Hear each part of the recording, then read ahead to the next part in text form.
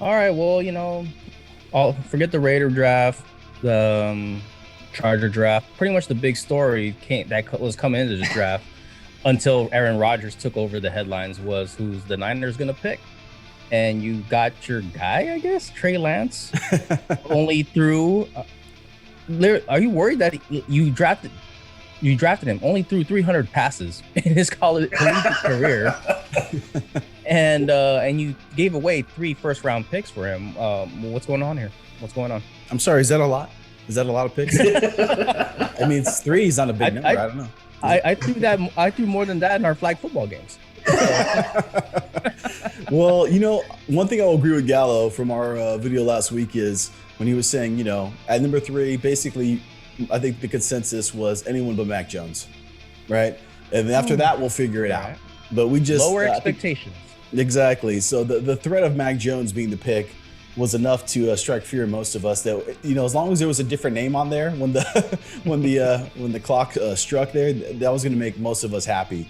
But now that it's kind of settled in a little bit, and I'm like really thinking about this pick, I got kind of mixed feelings about it. As far as the player goes, I think he's interesting prospect. Obviously a high ceiling. Coming from North Dakota, he's quite the athlete. He's got a great arm. Very little experience, but he's very young. And he seems, from all accounts and reports, he's very teachable, very malleable. But at the same time, we really did, like you said, we gave up a lot. We gave up a lot to move to that pick. And that's a lot to give up also for someone, like I said, who's far from a finished product. But part of me is also thinking too, the NFL has changed. It's a quarterback league. It's an offensive league more than it's ever been.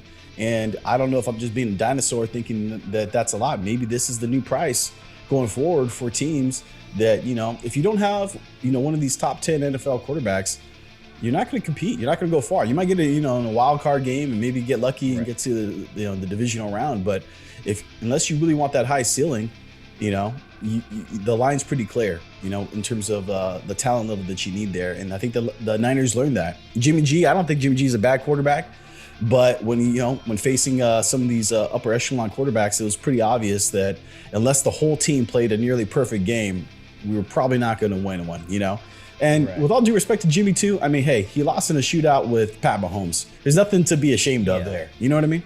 I mean, what's your expectations of Trey Lance? I mean, just speaking of Pat Mahomes, just because he kind of looks like Pat Mahomes, are you expecting him to be like a Pat Mahomes? Like, well, what are your expectations? Is he going to start next year? Is Jimmy G going to start next year? What I would hope is that they would give him some sort of package, kind of like Taysom Hill had with Drew Brees in New Orleans, where they can kind of ease him in, have him, certain plays that he can run to kind of get comfortable to the NFL's speed and the level of competition. Not throwing him in off the bat, but knowing Jimmy's injury history, it feels like it's only a matter of time, really, before he gets in there. And the team is pretty stacked in terms of talent and the overall. As long as he can, just keep us competitive in these games, as long as we don't have an injury year like we did last year, we should be, at least in the hunt there in the NFC West, which is a very competitive division as it is. But I don't know. I have moderate expectations in terms of to Trey Lance.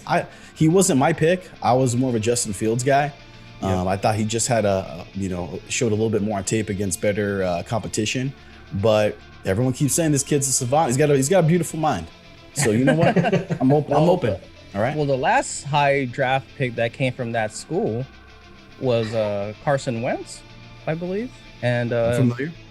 And he's pretty much a bust now. So I'm connecting the dots. Speaking of beautiful mind, you're just like, so I don't know, man. Hopefully it pans out, considering you mortgage your future for the next 3 drafts for Trey Lance, for this young kid who only threw 300 passes and seems like a good kid. No risk it, no biscuit. You've heard of that term? No biscuit, but and with Jimmy G being off injured, maybe your second round draft pick, maybe Aaron Banks could protect him, so maybe he won't be as injured. Hopefully, give a redshirt year to Trey Lance to kind of learn a little bit. Yeah. And Aaron Banks is an interesting pick too. I mean, I like the pedigree. He's coming from Notre Dame. I'm a big Notre Dame fan. They put out a lot of good offensive linemen. He actually was the replaced Quentin Nelson when he went to the NFL. Oh, okay. There you go. So he had big shoes to fill, and from all reports, he actually played at a pretty high level. But I am a little bit concerned, just a little bit, that he seems like a pretty big dude, kind of a lumbering guy. He more for like a power scheme, type of offensive lineman. Whereas like, Kyle Shanahan, that zone running scheme, these guys have to be really quick, really nimble for these, especially the outside zone runs. So can he do it? I don't know. I'm curious to see that. But that's kind of been a hole on the team for a while now, that right guard position, finding someone to fill that gap. So I'm curious to see if he can, add some depth, or if he actually can compete for a starting job. And then also to our other guard, Laken Tomlinson. I mean, that guy's not, getting any younger. Knock on wood, he's been fairly healthy. But if he was to get hurt, I think that definitely put a strain on the team. So I'm hoping that he really steps up. In terms of the running back we got, Trey Sermon, he's actually a guy I had my eye on before the draft. I didn't think we were going to pick him. But I will say this, after we picked him, I went back and watched it a little bit more. I don't know. It didn't really, he didn't really live up to at least the picture in my mind I had of him beforehand. Went to Ohio State, put up, a lot of production. But I think he kind of reminds me of Tevin Coleman, the running back that the Niners had last year and the last couple of years. And I don't know if that's a good thing, because that guy's a little stiff in the hips. And actually, Tevin Coleman's a little bit faster. He was at least a 4.3 guy, whereas I don't think Sermon quite has that speed. And all the way at the third round there, I don't know, it's a little higher for running back for me. I'm kind of that camp that thinks, you can get a pretty good running back as an undrafted free agent these days. So do you really need to, use one of these high-ending picks? But there's another kid we got in the 6th round, Eli Mitchell, who I'm actually more intrigued by, looking at his film there from Louisiana Lafayette. He actually looks like he's got something there. He looks like a more natural runner. Shows a good power through the hole there. I played at a smaller school, so I think he didn't get as much buzz. Somehow at his pro day, he ran a 4.3, which I don't know how he did that, because I don't see it on tape. Yeah, I don't know if that coach had just a quick finger. You know what I mean? Yeah. to get his guy to the next level. But he shows pretty good vision, and on film, though, at least against the competition he went up against, fairly talented players. So I don't know. We'll see what happens there. Maybe he'll be a little fantasy sleeper. I think he's going to be really good. He is quick, and he can take the top off of the defense like that. I mean, the way that he busts through a hole and then tears up the field, I think he's one of the better running backs in the draft to have that ability to do. And where you guys got him, I think that was a value pick, and I think that's going to work out really well for you. And I don't know if your third round pick's going to be on the team in 3 years. We'll see. Well, at least in the modern NFL, it's all committee these days. I mean, it seems like the last few years we're burning through 3 to 4 running backs per year. So it's kind of ridiculous, especially for us growing up, like the old school guys, in like the 2000s and the 90s, where you had that bell cow back that would get like 1 million carries, you know what I mean? And now these guys, man, they can't make it through like a quarter of the season without a high ankle sprain. I don't know what's in the water. What's in the water? Pretty much the only workhorse now is Derrick Henry. Yeah. That guy's a beast, man. Hey, yeah. Jacobs isn't, a slouch. Oh yeah, no, absolutely. Like, and that's just because, and you were getting into it about the, the tire, the thread left on the tires. He wasn't used a lot in Alabama, so he definitely had a lot of, gas left in the tank, so to speak. Yeah. Another player I'm, pretty excited about is that corner we got. I think his name is Ambry. I don't know how he pronounces it. Ambry Thomas from Michigan. He looks like a pretty intriguing player too. Kind of like a long, lanky guy. Was a punt returner, kick returner, but also played outside corner. And he looks pretty intriguing. Looks like a pretty good athlete. I don't know what his technique is like. I didn't watch a ton of film on him, but I'm definitely curious to see. And he'll have an opportunity because we're really thin at corner. So anybody who's going into the defensive backfield will definitely get an opportunity. I have a feeling during this season, if someone goes down, to really make their mark. They also got this safety from USC. Let me see if I can pronounce his name. Let me see if I can say this. Talanoa Hafanga, I think is how you say his name. But he actually has some pretty good tape and made a lot of plays at USC. But I guess he's just not the fastest guy. And also had kind of an injury history. So I don't know if he's going to turn out to be, just a special teamer. I kind of have a feeling that's where he's going to end up. And again, he's kind of like a tweener too, kind of safety, kind of linebacker, more of like that, old school in the box safety type guy. But, he seems to have a pretty good instincts and a pretty, good nose for the ball. So maybe he'll surprise us. And like I said, again, we're really thin in the backfield, in defensive backfield. So any added depth will definitely help. So for more added depth, are you going to look more into the undrafted free agents, or are you going to look to actual free agents though? So far of the undrafted free agents, the Niners have signed.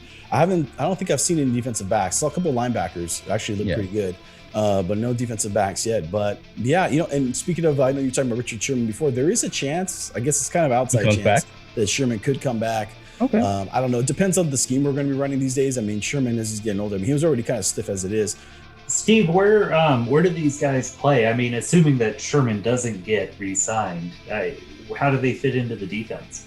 Well, we already have 2 starting corners with Emmanuel Mosley and Jason Verrett. If Verrett can stay healthy, he's a talented guy. Yeah. I mean, Nate, you know that. Oh, yeah. The other guy on the other side, Mosley, he's actually underrated. He's actually a pretty good player. He's quietly had actually a couple of good years here playing for the Niners, and he stayed healthy too.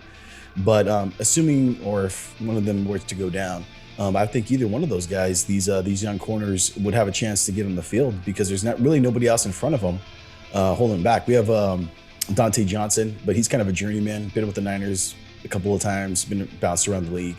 And this other corner that the Niners got too, I think his name is Lenore from Oregon, kind of an undersized guy, but he'll have a chance to compete as well. I don't know if they're envisioning him in as the nickel, but either way, the team's going to need some more bodies going into camp. So, I think the biggest thing for the Niners in order to compete going forward is really just going to be they got to stay healthy.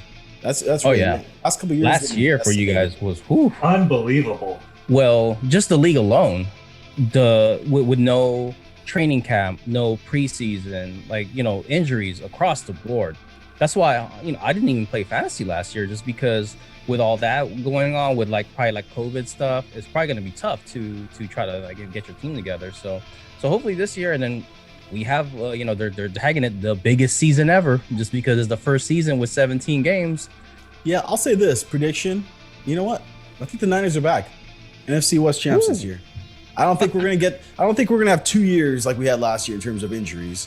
Mm-hmm. And now between the 2 quarterbacks, look, I don't have faith in Jimmy making it through 17 games. Oh Jesus, it was 16 was already hard enough. 17 games, I don't have faith in him making through it. But now we got the kid there, the hot hand. You never know. Maybe he picks it up at the end of the season, walks us into the playoffs. Al, what do you know about the Bucs? You know anything about that?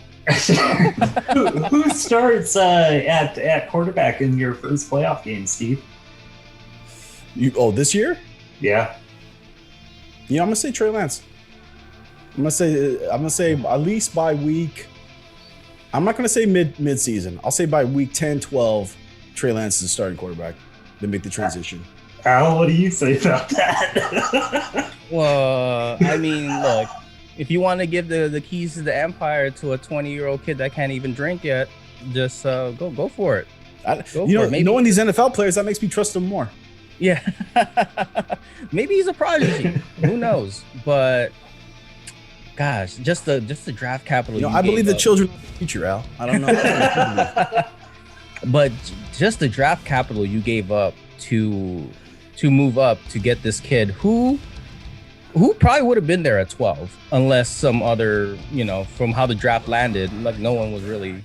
Well, hey, Chicago flew in and drafted Fields. I mean, then that's a proven from a big program with big championship games, so that's proven. This kid, this baby. Child. All right, this toddler. You're putting him in diapers right now. This guy's a full foot taller than you, Al.